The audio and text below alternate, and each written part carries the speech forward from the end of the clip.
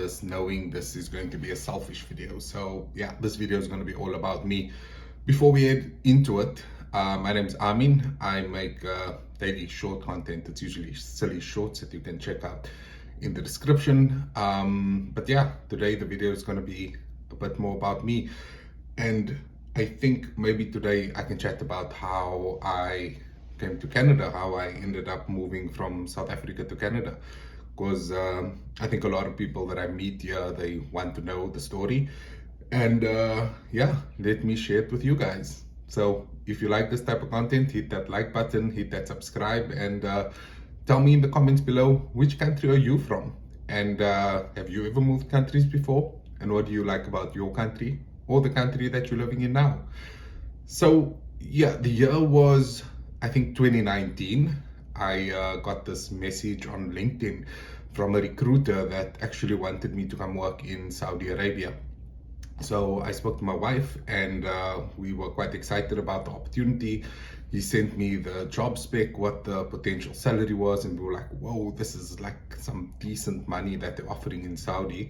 We then went through the interview process, or essentially I went through the interview process. I was still in South Africa at this time, and I spoke to the recruiter. I had an interview with the company, and then eventually end of 2019 I got the job, and we were super excited.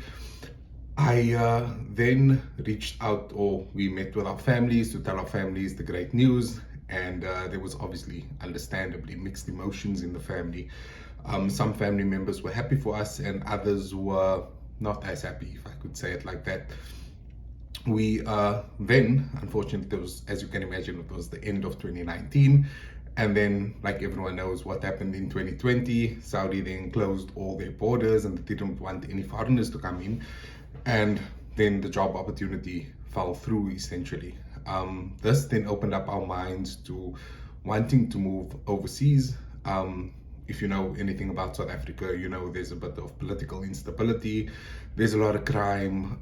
When we used to drive around, we never felt safe.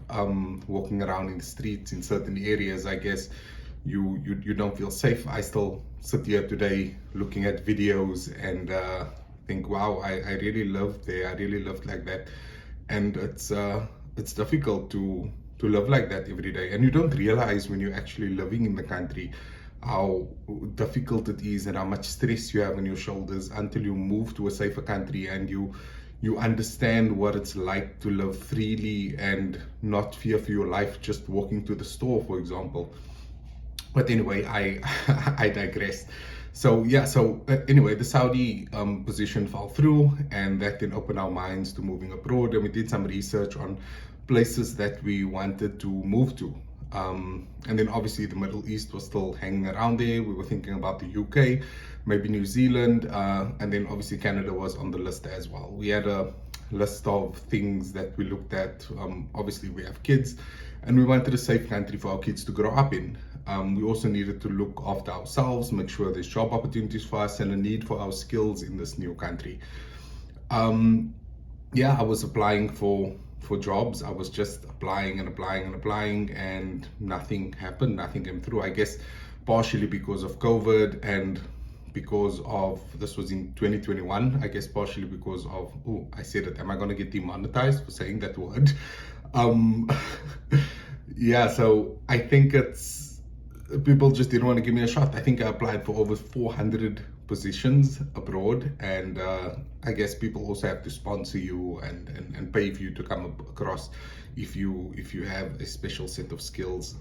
Strangely enough, I then got a position at the company I'm working for currently. I worked for the same company in South Africa, and now I'm working for the same company in Toronto. A position came up, I applied for it, and then I got promoted, and they were gracious enough to help us, like, very generously with the move over to Canada. So yeah, we eventually landed in Canada. I think it was in August 2022, but just before that, I think I went for the interview to get this role in September 2021. And there was this long, grueling wait to hear back from the recruiter in Canada, or I guess the HR people in Canada. I think it was almost 6 months before we actually found out, and that was a really crazy wait. And then from February 2022, we had to get to Canada as quickly as possible. We had to scramble, we had to sell our house, we had to sell all our things, sell our car, get rid of everything, get the kids out of school. You don't realize how much things you have to tie up and how much garbage you accumulate in your in your house. Like, you open these cupboards and you're like, oh my goodness, I've got all these things. Yes, I'm talking to you. Go open that cupboards and go find the stuff that you've been hoarding in there before you have to move out. So yeah, it was a crazy few months between February 2022 and August 2022. But yeah, I'm glad that everything worked out. We then moved in August 22, landed here, and then obviously had a bit of a culture shock to realize the differences in living in Canada versus South Africa. So yeah, I made one video about some of the things that surprised me when I'm here. I'll leave the video link up here or up here. I'm still new, so I don't know which side it's going to show. Yeah, but if you want to hear anything further or have any questions, let me know in the comment section down below. Like this video, subscribe, and remember, I make shorts every day, so you're welcome.